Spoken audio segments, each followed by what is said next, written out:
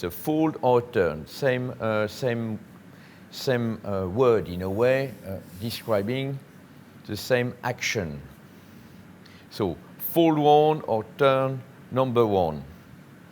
First, make sure you don't have no flour on your dough. I'm going to go like this, 1, 2. You can start from the top if you want. So 1, 2, and 3. And you're done. That's what we call a fold or turn.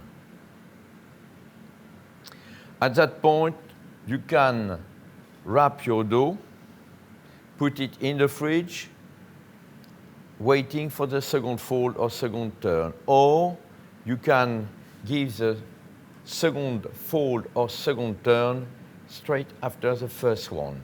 And we can do that by simply rotating the dough quarter of a turn, that's how it's called, with now what we call the seam on the right. So your dough looks like a book, opening from the right.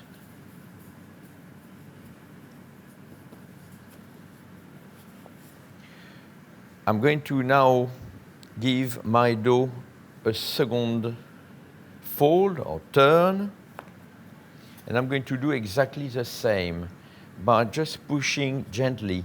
My dough is already quite rectangular, so that fold to extend the dough is going to be pretty quickly.